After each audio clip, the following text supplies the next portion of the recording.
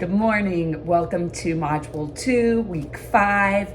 This is our second week in the gratitude module. By the end of Week 3, you will be a gratitude expert. I guarantee it. Okay, so we're going to continue to really think about how plasticity, the brain's ability to adapt and change, what this has to do with gratitude practicing. Whenever we say gratitude practicing, we're talking about these tiny little practices. They take seconds at a time sometimes, but what we're doing is creating new neural pathways in the brain towards optimistic thinking so that the brain naturally is wired over time to do that. And the way that we can explain this is something called Hebb's Law. It's imagine a forest that no one has ever walked through, and slowly every day one person starts to walk through the forest and kind of chip away, and over time a path is drawn. Well, that's Hebb's Law, only it has to do with the brain. The idea that new neural pathways get carved every time we work on a practice. Think of playing the guitar. I just was taking my daughter to her guitar lesson last night, and I was sitting there listening to her strum in the next room, and I thought this is neuroplasticity, right? Like she keeps working and working and working at a song, and before you know it, over time, she is going to feel like she can just like play that song from muscle memory. And so gratitude practicing is the same thing, that we're going to keep working at it, and over time these paths become natural and normal, and it just changes the way we think.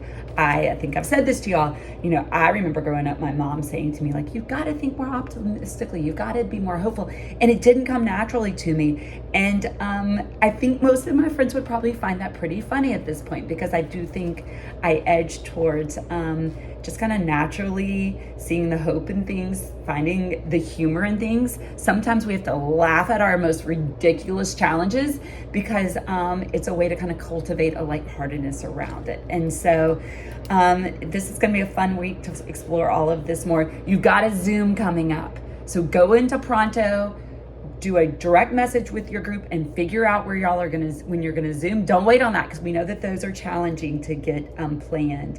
And in this Zoom, what you are gonna do is you're gonna have a brainstorming session over a gratitude practice that you are going to chart for a week. You're going to do one practice for a week. You're going to chart your mood. You're going to reflect on it. You're going to be the researchy and the researcher once again as you are trying to figure out the impact of a practice over the course of a week.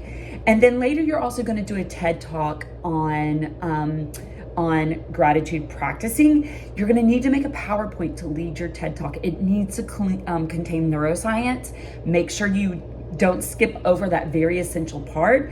I recommend using Loom for videoing that TED Talk because it allows us to see your face, and it allows us for you to walk us through your very neuroscientific PowerPoint.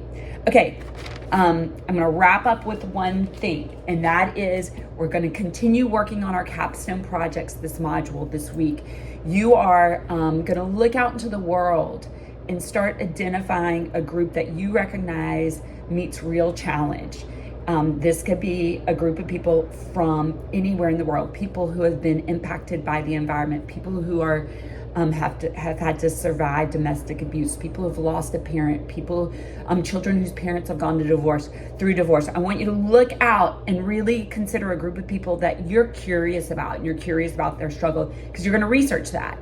And then later in the semester, as we are getting deeper into positive psychology, you're going to identify a positive psychology theory or concept that could alleviate some suffering for that group. All right, so as you are thinking right now about Hebb's Law and the idea of we're creating new paths, new neural pathways, I would love to what is one thing in your life that you would like to think more optimistically about, that you realize maybe it's self-protective, maybe it's kind of an anxious response, but when I think about this one thing, I get really nervous, and I wish I could cultivate some hope around it. All right, look forward to hearing what you have to say.